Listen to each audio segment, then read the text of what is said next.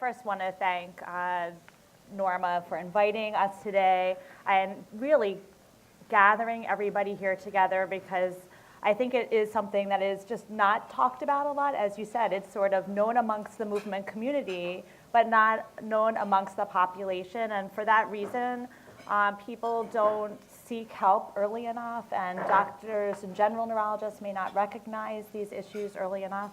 And so I think it's really important that we all talk about this today.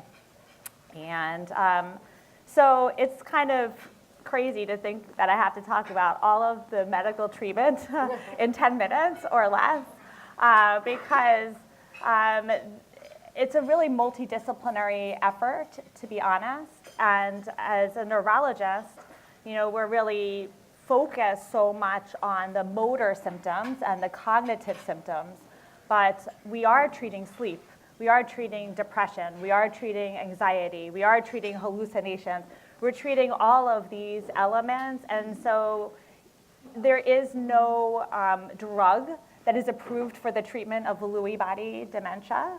We use the medications that were tested for other things. There were certainly studies in some of these drugs with Lewy body, but they were never approved for the use in Lewy body. There is no book that says this is the first thing that you do, this is the second thing you do, and then follow along. So a lot of it is from the literature that we use, but also a lot of it is just from our own clinical experience.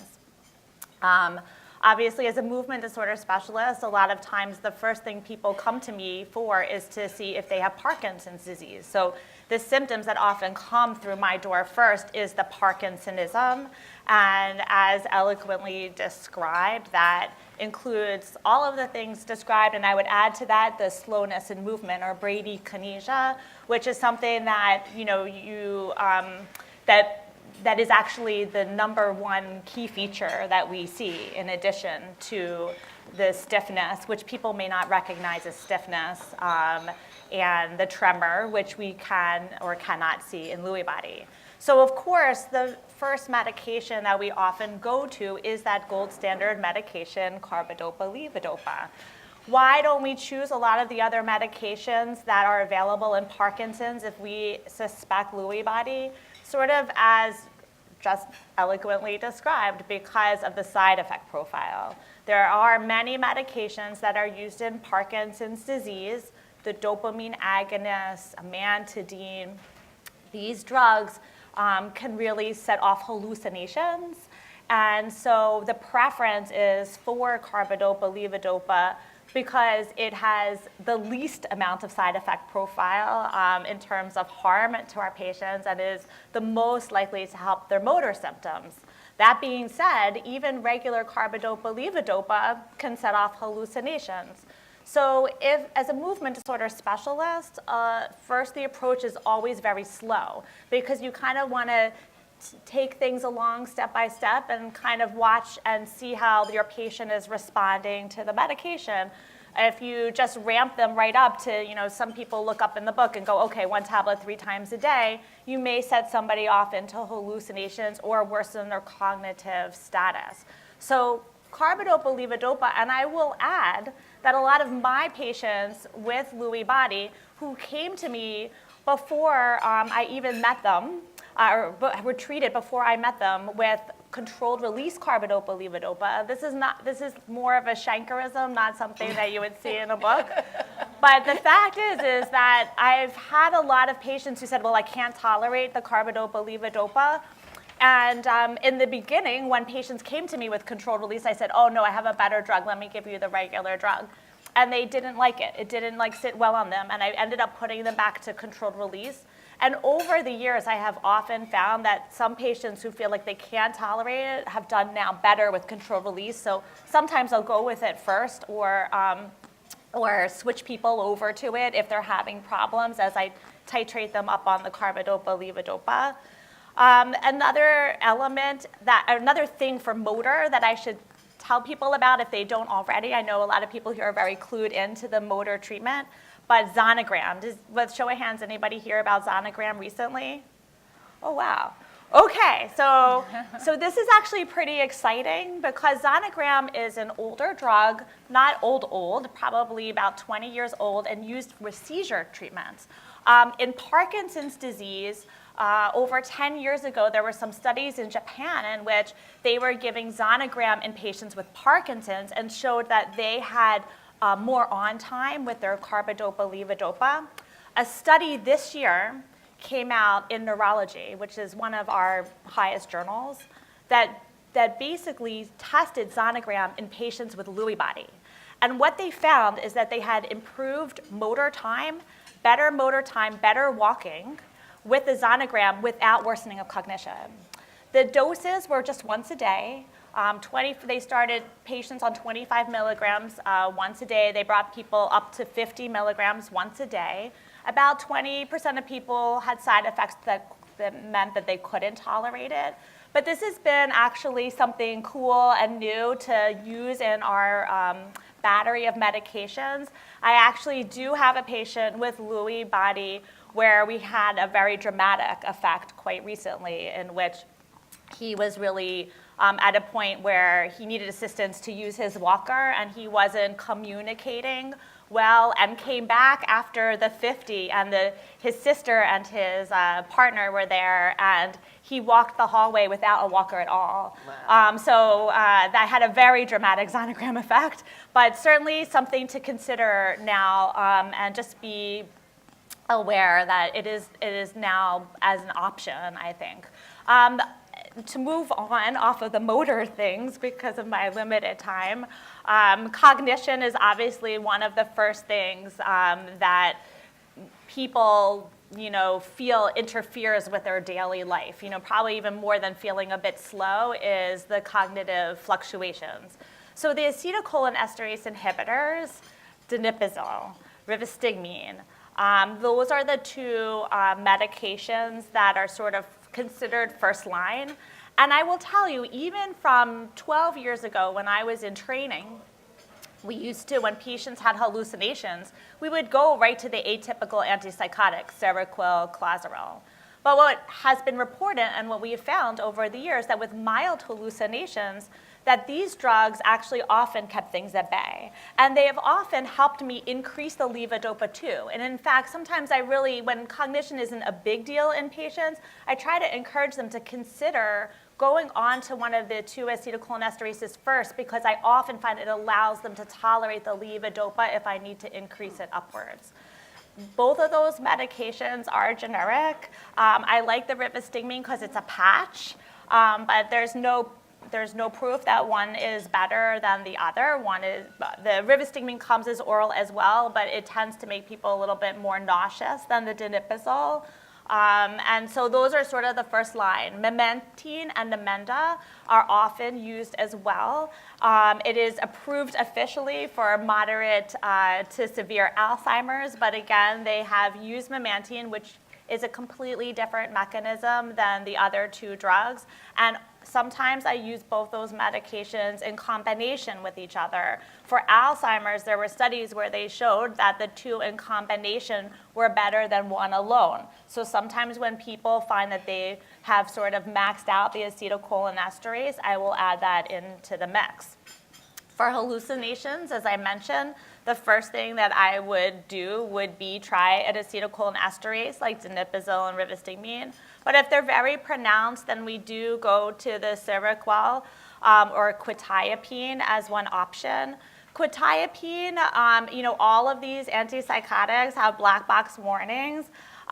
Some people like to go to that first because the clozapine or Clozaril, which is more atypical and the least likely of all antipsychotics that are dopamine blockers out there. It's the least likely to cause Parkinson's symptoms, but it needs to be monitored via the blood because of white blood cells. So in the beginning, people need weekly blood draws, and then they need to go to every other week blood draws, and then after 6 months, they get to go to once a month blood draws. So it's a year, after a year, you get to go to once a month. So it's a long process, and some people like to try the other medications first. But I will tell you that Clozaril can often decreased tremor in some patients, so for some people it's an option. Nuplazid's the newer one on the market, was not tested in Lewy body dementia, was tested in Parkinson's dementia. And the only thing to be aware of is that it's under investigation from the FDA because there was more deaths than expected. So we don't know, but it's still available, and there are some patients who are on it. And I'll just end with saying that, okay, so with REM sleep behavior disorder, often because of cognition, the sleep specialist will tell you to try melatonin first, which is really something that was not used until, I would say, the last 5 or 6 years. There's been a real push to try melatonin first. I'm on a panel with the Academy of Neurology, and one of my colleagues is a sleep specialist, and he was telling me that we're a little gun-shy in movement disorders, that he often finds that patients need between 10 and 20 milligrams of melatonin, when I often start people with 3 to 5. Because these drugs are not FDA regulated, he said there's large variability in the melatonin dosing, and just to consider pushing it up higher. The other alternative, of course, is the clonazepam medication, which helps about 80% of people with REM sleep behavior. Do I treat everybody with REM sleep behavior? No. If I find the spouse is in another room, I encourage that.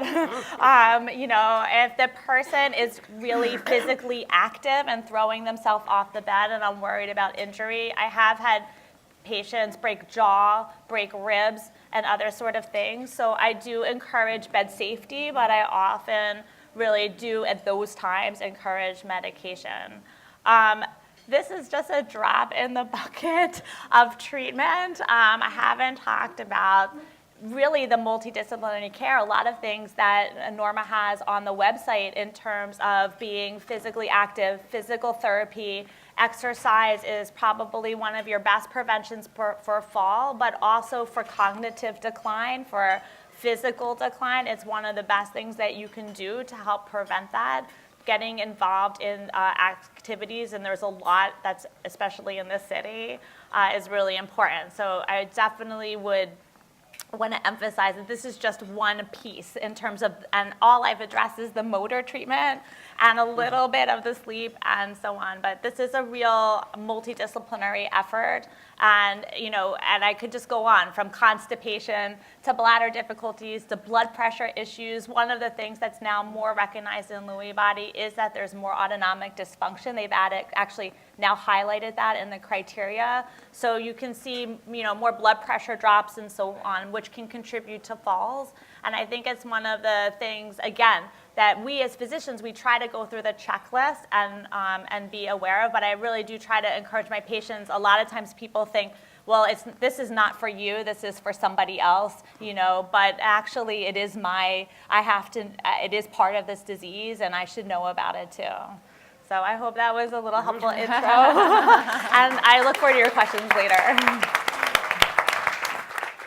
Good morning, everyone. My name is Stella Karantzoulis. Hi, everyone. I am a clinical neuropsychologist, and I'm going to talk a little bit about what I do, because it is different in that when you come to see me, it is not about what medicine I'm going to prescribe, because I don't prescribe medicine.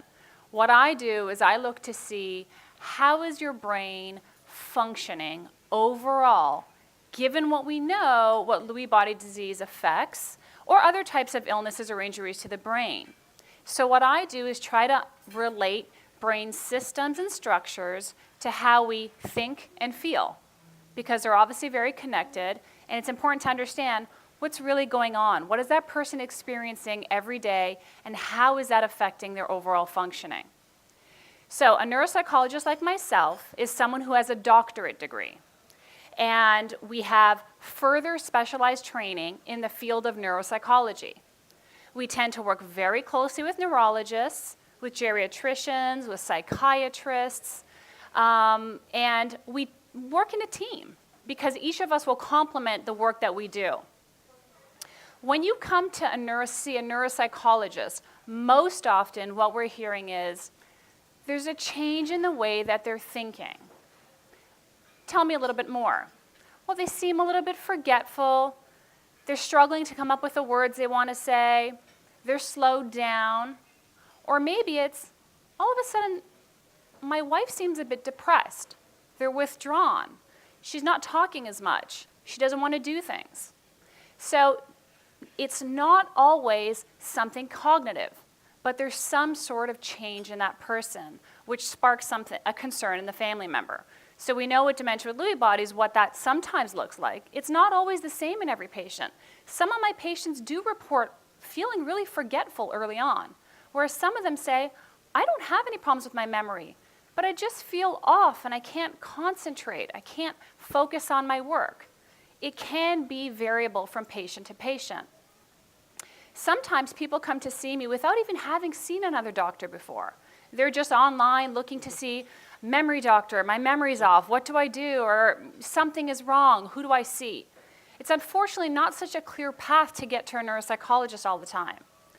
So what we do though is first and foremost, we do help with the overall diagnostic picture. So sometimes it is helping the doctors or the families confirm a diagnosis.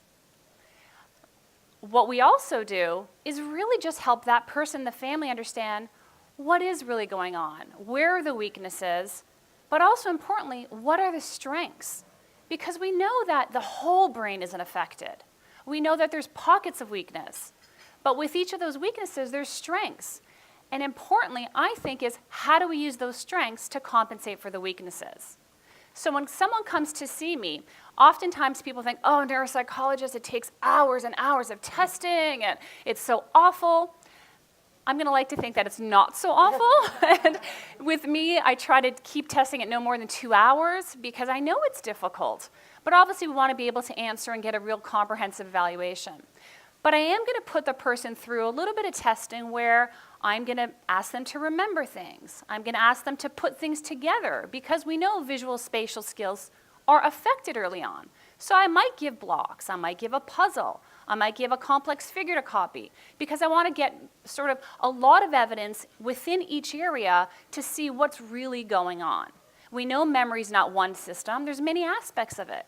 Does the person take information in, but they can't hold on to it?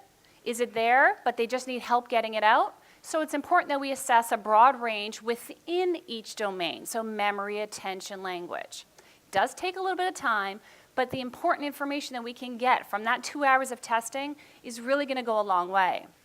Then what I'm going to do is I'm going to look to see how each person scores on my tests compared to other people the same age, same gender. We know that men and women differ. We know age plays a role. We know education plays a role. So I'm going to take into account all that information to get a solid understanding of how you are doing compared to your peer group. I'll calculate all the scores, and I will formulate my own diagnostic impressions. I will write a report, and that report will get sent to you, the patient, the family, or to the referring physician. But I think what's most important in that report is a treatment plan, and it is recommendations. We know this person is in the early stages of dementia with Lewy body. We see that their attention is a little off. We see that they're having trouble with visual spatial skills. We see that their problem solving, their higher order thinking, those executive functions are off. Now what? What does that mean? Can they still work? If they're going to go back to work, what kind of modifications or strategies can we do in their office to help them? Do they have to stop working? Do they have to stop driving? How does the family deal with that? Some of my patients have young kids. Then what? What does the kid understand? How do we help the family? So there's a lot of aspects that we got to, work through together to try to help the patient and the family get through this. It's not a one-stop shop. We're going to establish weaknesses and strengths and try to figure moving forward, how do we use those strengths to compensate for the weaknesses?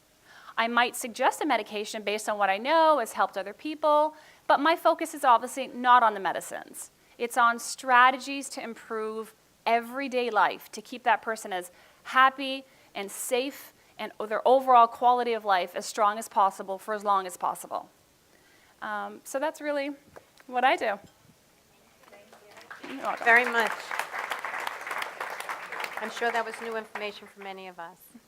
And now Dr. Joyce Fogel. So, I'm a geriatrician, And as you look at this panel, this is a multidisciplinary panel. People are coming from different aspects of healthcare. And I'm going to talk to you a little bit about why you might want a geriatrician on your team. First question is going to be, well, what is geriatrics? The word geriatrics actually comes from the Greek old man healer. And geriatrics focuses on both promoting health and dealing with disability and disease in older adults. So a geriatrician is usually either an internist or a family practitioner who has additional training in dealing specifically with the issues of older adults. They are trained to work in a team approach. They learn to deal with frailty, disability, and patient preference and family preference, as well as end-of-life issues. So it's really very different. They also learn to deal with the unique aspects of the older adult. So what are those unique aspects? You know, basically, an older individual is just not someone who's chronologically older and needs the same things, right? So as you get older, there are changes to the body that are normal aging. For example, your kidney function declines with age, and that may affect how medications are prescribed and in what doses, right? We know that hearing loss is normal, can be normal with age, high-frequency hearing loss, which may even affect the way you're dealing with somebody in a group setting, right? We know that older people take more medications, more prescription medications, and more over-the-counter medications. So it affects their health care because dosing has to be different. Older people also may have what we call syndromes, geriatric syndromes. They're not one diagnosis, like someone who's recurrently falling. It may be due to many things. They may have many medical problems, not just their high blood pressure, but their high blood pressure, their diabetes, their osteoporosis, and on top of that, their dementia. So they have many things. And diseases present differently.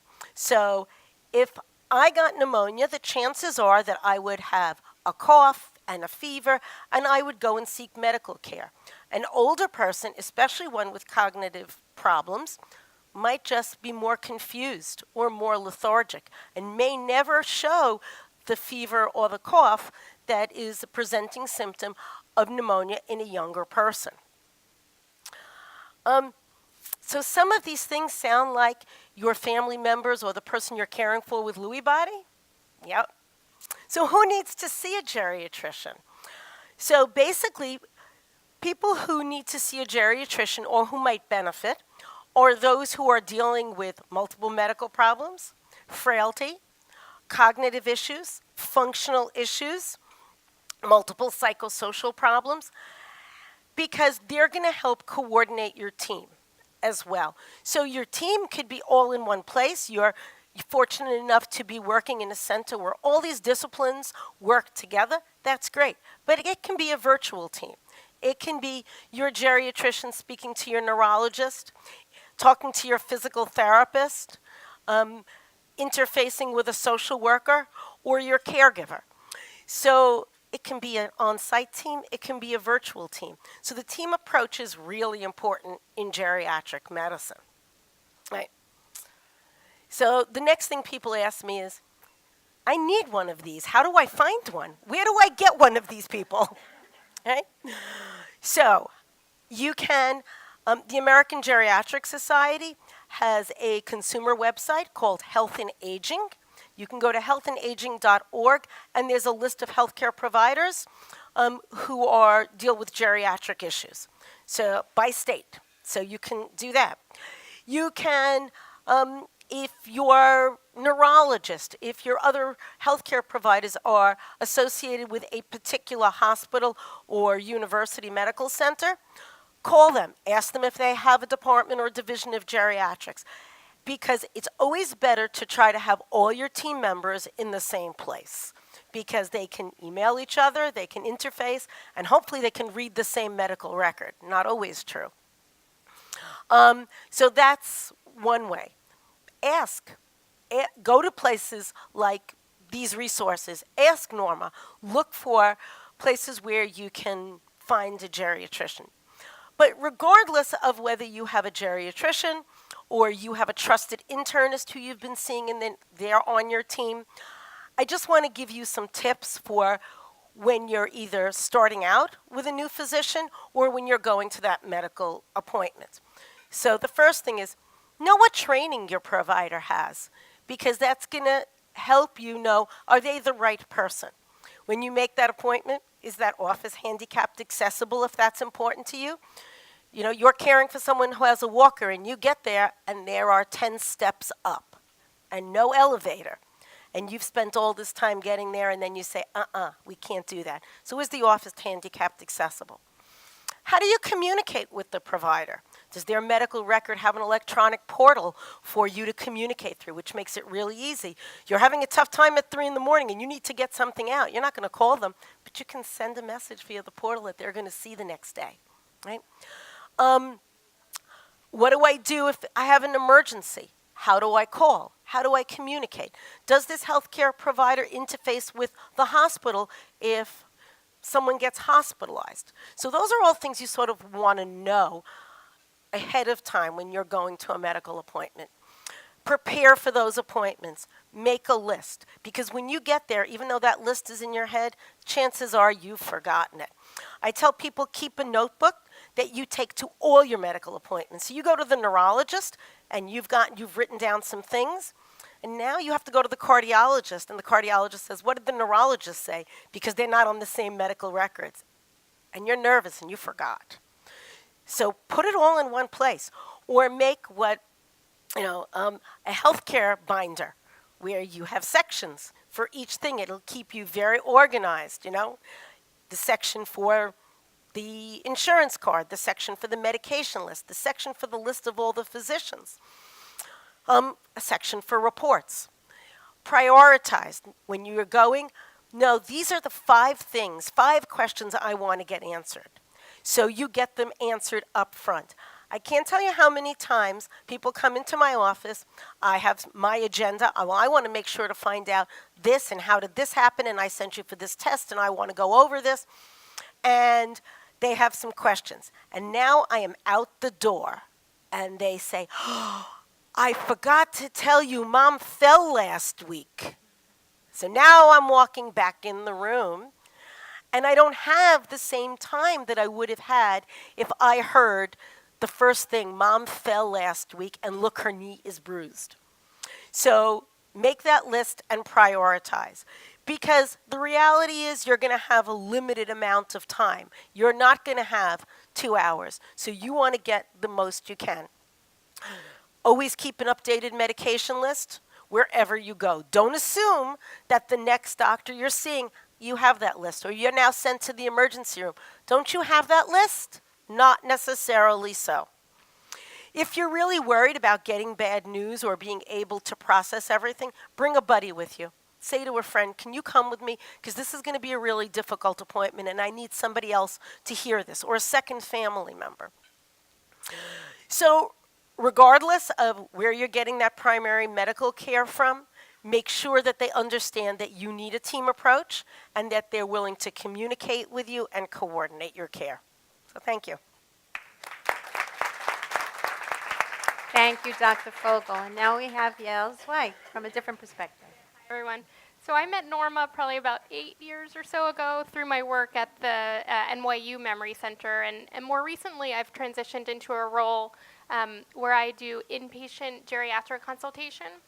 So in the unfortunate event that your loved one would be in a hospital, the role of the geriatric consultation is similar to what Dr. Fogel mentioned, which is to really clarify the unique needs of an older person in the hospital. And as you know, patients with Lewy Body Dementia in particular, the burdens of hospitalization are really high. And so Norma asked me to talk a little bit about the impact of Lewy Body Dementia on caregivers. And my biggest concern and fear is that this is a perfect scenario in which I'm preaching to the choir. So I just wanted to see, show of hands, kind of who in the room is a caregiver.